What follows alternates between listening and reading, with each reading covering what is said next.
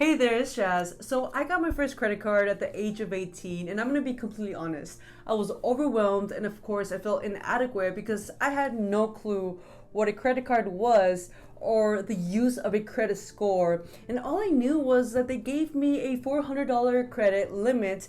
And on top of that, I just knew I had to pay on time. If not, I would pay some sort of interest on what I purchased. Now at that age, I had no interest in building my credit or even figuring out what the heck a credit card was, except it gets me free cash back rewards and of course a free limit of $400. But when I turned 21, I wanted to buy a house by the time I graduated university, and my credit score was crying for help. And it wasn't until I turned 23 where I bought my first house because I fixed my credit score. So I got a couple of tricks up my sleeve. So in this video, I will be breaking down 3 strategies that will help you build your credit as a beginner. That way you can benefit from the opportunities of having a good credit score, whether you want to get some real estate or get a loan from the bank in case you ever want to start your own business. Now hopefully by the end of this video I can bring you some confidence, because when I was 18 I was terrified of credit cards because of all the negative talk and of course all the stress it caused to my parents, my friends, and society in general who bashed on credit cards. Now, before we get into the 3 strategies, I do want to talk about one tactic that will help you passively grow and build your credit score.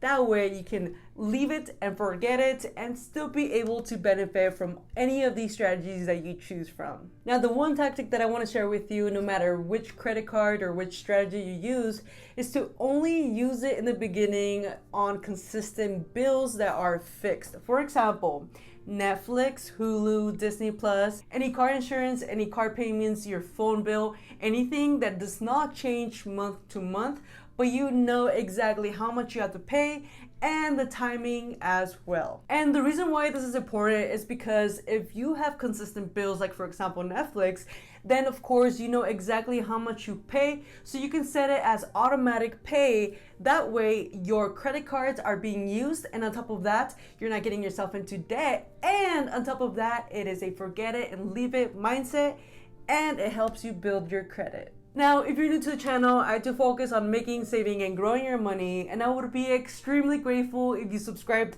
and hit the like button if I end up bringing you any value. And with that being said, let's get to it. Now, before I give you the 3 strategies, I just want to break down some fundamental things, and it's just 2 main things, and that is what a credit line is and what a credit score is as well.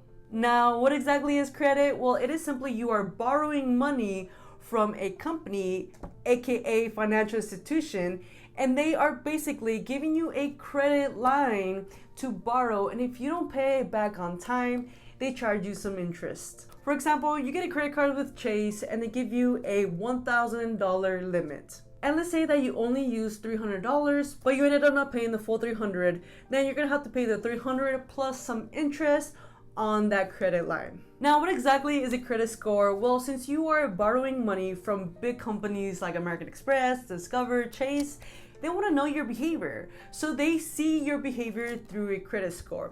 Now, there are 5 factors, but I do want to talk about 2 main factors, and these are the most important only because they are basically 65% of your entire score. Now, the first one I do want to talk about is payment history. And I will tell you, this is the most important one out there, which is do not miss a payment. If your payment is due the 1st of the month, please make sure that you are paying on the 1st of the month. If not, that will lower your score drastically only because you missed 1 payment. And keep in mind, if you miss 1 payment, it will stay on your credit report for 7 years. Meaning if you ever want to get a mortgage, a loan, a new credit card line, they will actually take a look at any of your missing payments. And if this shows up, you most likely won't get that credit line. And the second most important is credit utilization, which is 30%. Now, what exactly is this? This just means if they gave you $100, how much of those $100 did you use? Now, a good rule of thumb, and the one that most of us know, is stay below 30% and your score will be pretty high. For example, let's say that you got a credit line with Apple and they gave you $1,000. You want to stay below $300, and that would actually benefit your credit score in the long run because they see that you are someone who is not impulsive and you pay on time, and they can actually trust you with a higher limit in the future. Now, of course, the goal is not to owe them anything, so 0 is the best utilization percentage, but of course, rule of thumb is always stay below 30%. With all of that being said, I want to go ahead and break down the 3 strategies that can help you as a beginner to build your credit. Now, if you're under the age of 18, the first strategy will benefit you the most, and if you are not, you can go ahead and skip to the second one, which is in this time frame. Now, if you're under the age of 18, you can actually become an authorized user under your parents' credit card, but I want to break down both the pros and the cons when it comes to this, because it can actually hurt you or it can actually benefit you when you want to open your own credit line. Now, what exactly does this mean when you get authorization to be a user in someone else's account? That simply means that you get permission to their credit card account, but you are not responsible for paying off that debt. And that is exactly why most parents are iffy about this, because sometimes when you are a beginner or you have no clue how the credit world works, you end up overspending, and if you don't have the money to pay it off, your parents are the ones who are actually responsible, and under the law, they have to pay it off themselves. Now, I do have 3 pros, and the first one is that it can actually help you build your credit before you get a credit card. Now, when I was 18 and I was actually looking for a credit card, most credit cards like Chase or American Express do not accept new people or people with no credit because they can't see your behavior and they don't know if they can trust you with their money. But if you are going under your parents' credit account, you can actually start building some history, which the credit bureaus will go ahead and show everyone that you are paying on time, you are using your credit card, and if the credit bureaus give you a thumbs up, those companies like Chase and American Express will most likely allow you to get a credit card with them. Now, the second pro is that it gives you access to a credit line and it actually allows you to build on it.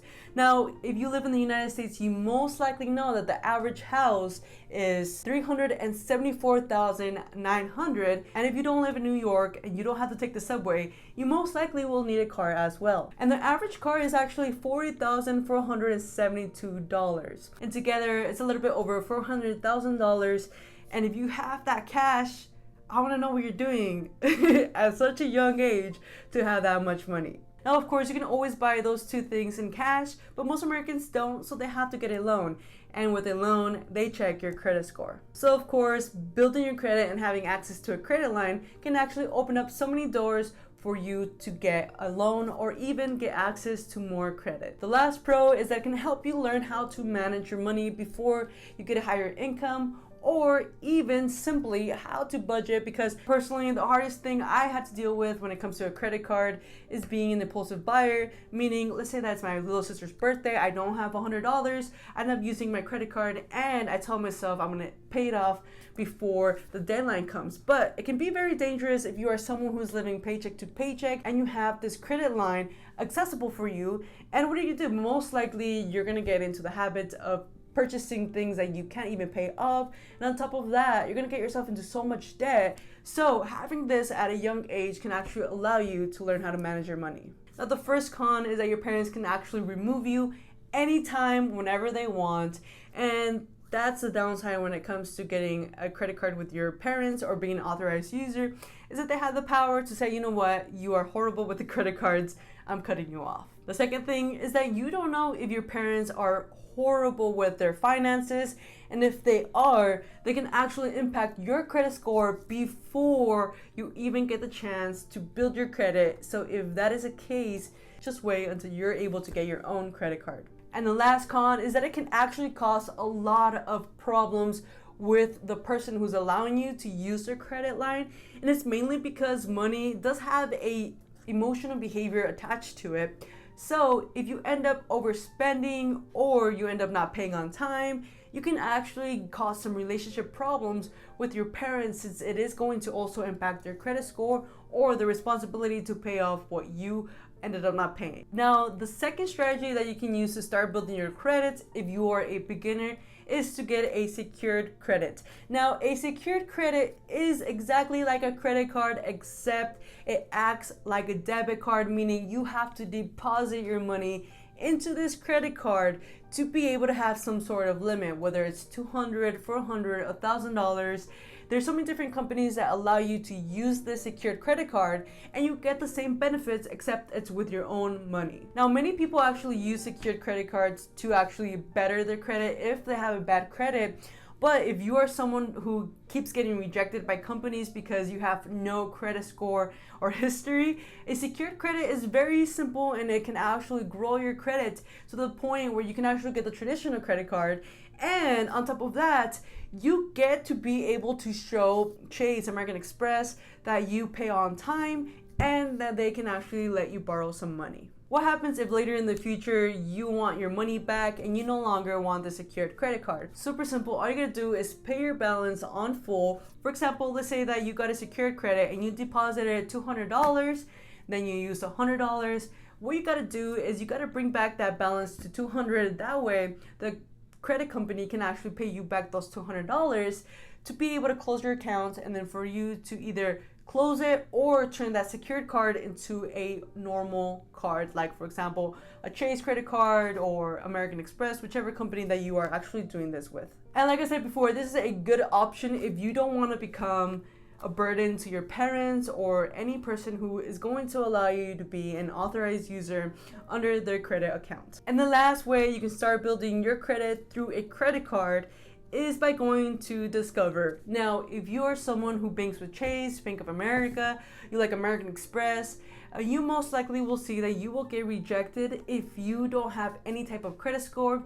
But Jazmin here had no credit score, no history at all, but I was able to open up an account or a credit card with Discover because they have so many different options for students or even anyone with no credit score or history. They actually opened my account with $400 and they saw that I was only using it for gas, and because I was always paying it on time, they ended up putting my limit from $400 to $1,000 and $1,000 to $1,500, and now I'm up to $5,000. And the cool thing about this is that you don't have to have any credit or any history to be able to open an account with them.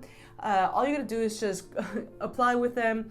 Now, I do want you to keep in mind that the goal here is for you to use the tactic that I showed you in the beginning of the video, which is use your credit cards only for consistent bills that you know you can set automatic, because if you end up wanting to get a house or a car, of course you can purchase them with cash, but you can get so many benefits by being able to invest into properties or get a loan for a business inquiry by simply having a good credit score. Now, like I said before, you don't need a credit score to get any of these, but of course it does help in the long run, and it doesn't have to be perfect, but if you follow these steps, you most likely will have a good credit score on your hands. Now, if I did bring you any value, please don't forget to subscribe. Leave a comment down below. I want to know what your first credit card is, or if you have no credit history in the past. With that being said, always remember, be someone that makes you happy.